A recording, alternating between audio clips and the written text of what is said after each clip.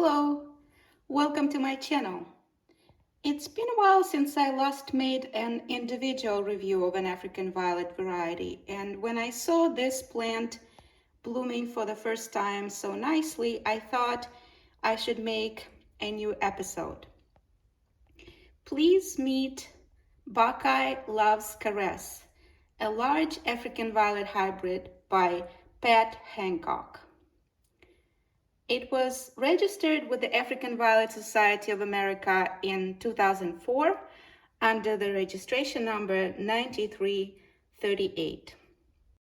I don't grow too many large African violet varieties because they can take up so much space on the shelf, and as you probably already know, there's never enough space for all of the African violet varieties that we like. This particular variety is described as large because usually African violets are classified by size based on how wide they can grow in a single crown. And large varieties can grow over 16 inches across.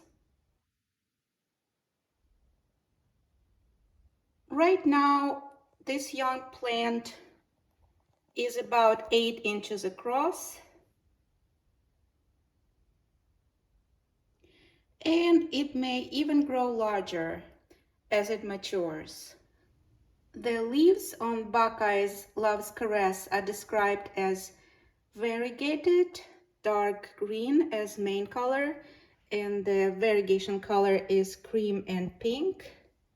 There's not much variegation right now. It's a very young plant, and hopefully it develops more of the cream and pink color as it matures. They are also pointed. You see these little pointed tips, and glossy, serrated with little zigzaggy pattern around the leaf, and they have red backs. Buckeyes are known for their beautiful foliage and excellent symmetry, but this particular variety has really drawn my attention for the beauty of its blooms. This young plant is right now in the middle of its first blooming cycle, and for the first blooming cycle, I think it's quite impressive. It has about 7, I counted them, 7 bloom stalks, and the size of the blooms is also a very decent, good size. They're about 2 inches across.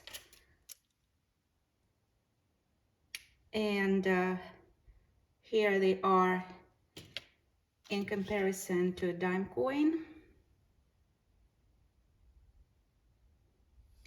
The color of the blooms is described as lavender, and in the shape they are described as a frilled pansy. African violet pansy shaped blooms usually have 2 petals on top and 3 petals on bottom. And they are also described by the number of the petals as single and semi-double. And single pansies have 5 petals normally, whereas semi-double have extra petals in the center. They have dark purple fantasy over the main lavender color, and fantasy is this different patterns on the main color that have different color pigment, and the frilled edge has some green color to it, especially on the top 2 petals. It grows on a plant stand with the LED shop lights, and I have a video talking about the lighting that I use for growing African violets. I'll include a prompt to it in this video if you'd like to check it out. And it gets some of the natural light, but very, very little. So mostly it's artificial light. The temperature here is 73 degrees right now, and as you see at night it was 66 degrees Fahrenheit, and the humidity ranges between 46 and 57%. sometimes I get questions where I purchase the plants for my collection, and so this one I got from Fancy Bloomers. It's an online African violet store with many beautiful varieties to choose from, and I'm very grateful that I was able to purchase this particular plant. I think I actually purchased leaves and then grew this plant from the leaf propagation. Now I took it out of this plastic cup holder so you could see how it grows on a wick.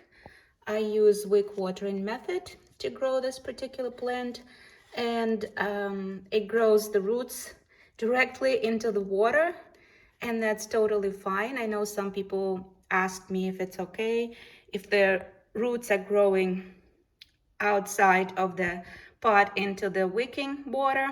Yeah, it's totally fine. As you can see, it still grows in a very small plastic pot. It's 3 inches across, I believe, so I will be repotting it into a 3.5 or maybe even 4-inch plastic pot very soon, so it could grow more foliage.